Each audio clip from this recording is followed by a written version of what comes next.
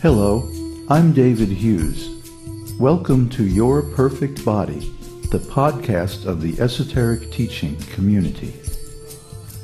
Today's selection is an essay entitled Eternal Persons.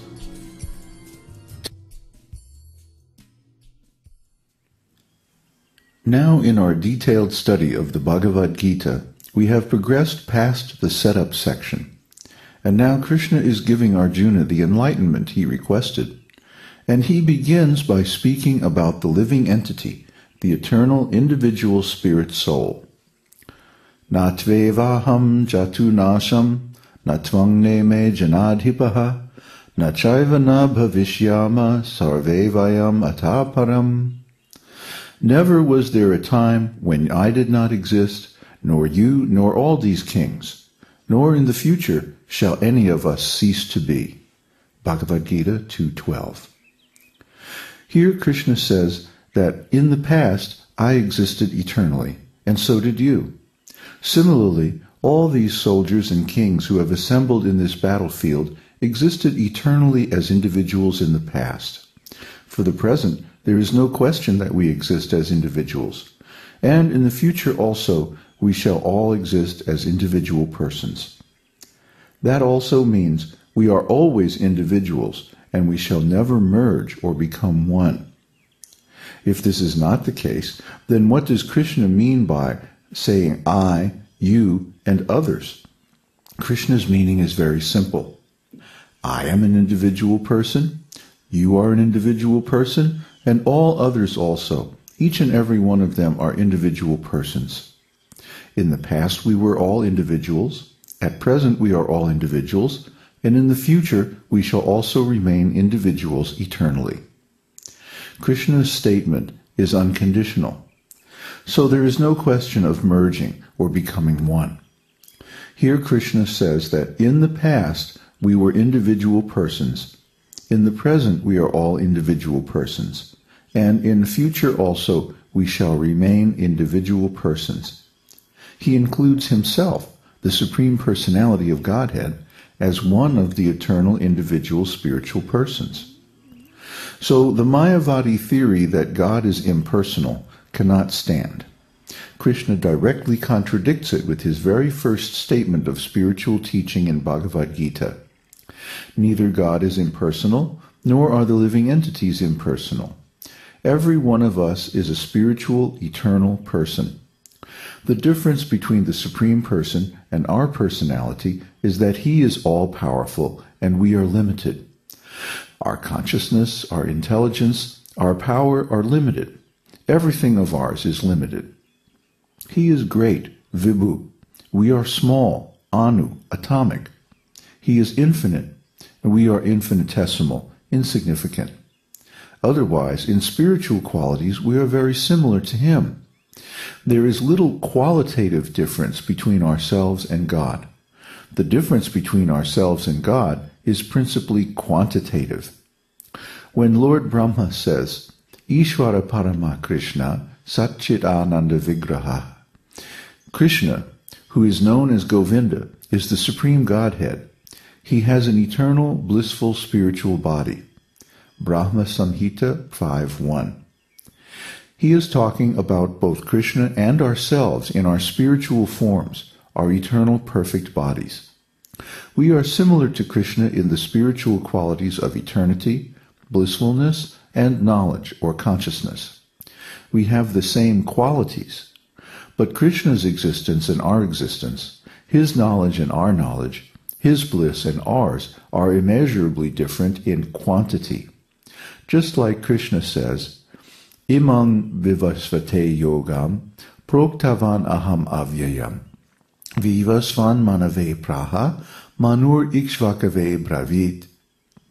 I instructed this imperishable science of yoga to the sun god, Vivasvan, and Vivasvan instructed it to Manu, the father of mankind, and Manu in turn instructed it to Ikshvaku. Bhagavad-gītā 4:1.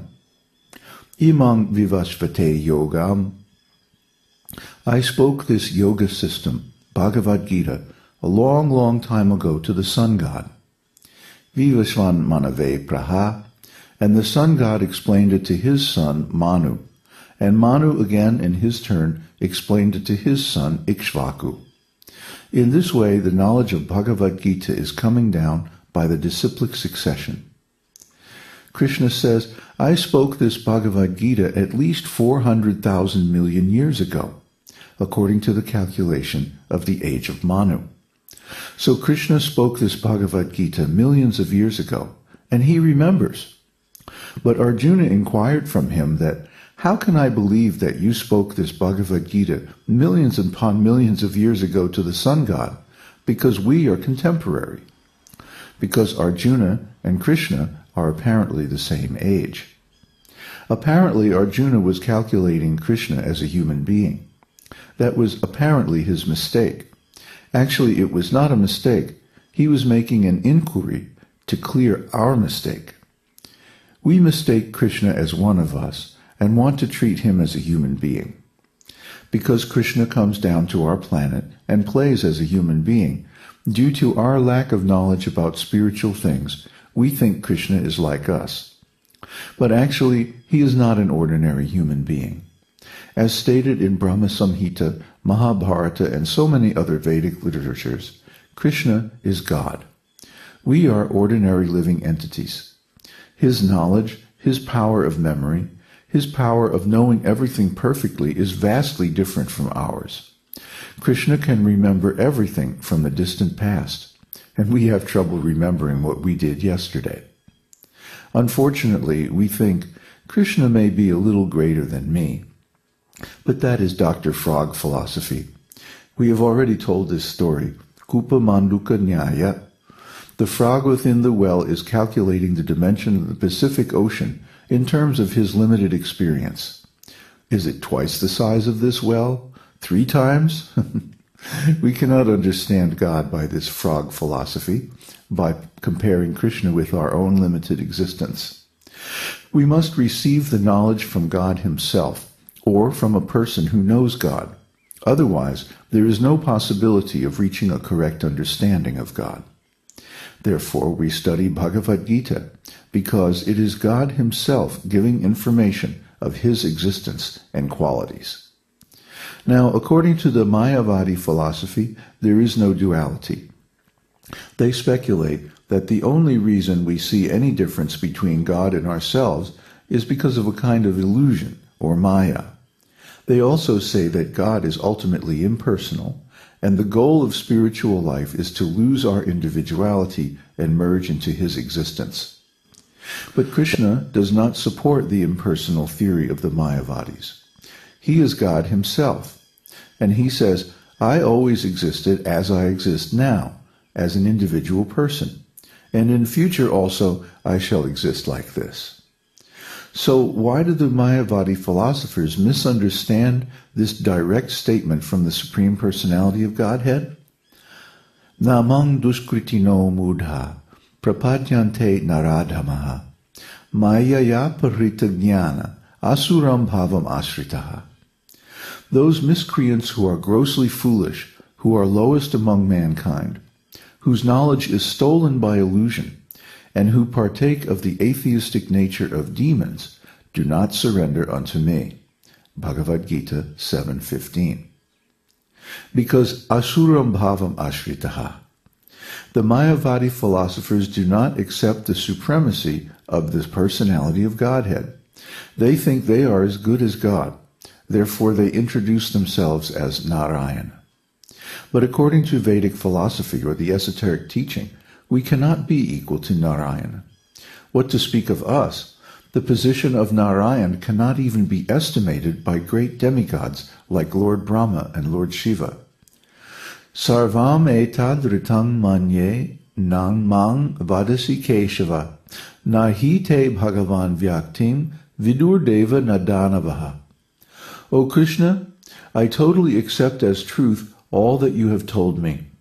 Neither the gods nor demons, O Lord, know thy personality. Bhagavad-gītā 10:14. Therefore the Vaishnava Purana says, Yastu Narayanam Devam Brahma Rudradi Daivatahai Samatvainaiva Viksheta Sapashandi Bhaved Dhruvam. A person who considers demigods like Brahma or Shiva to be on an equal level with Narayana is to be considered an offender and a pashandi, atheist. The Mayavadi philosophers put forward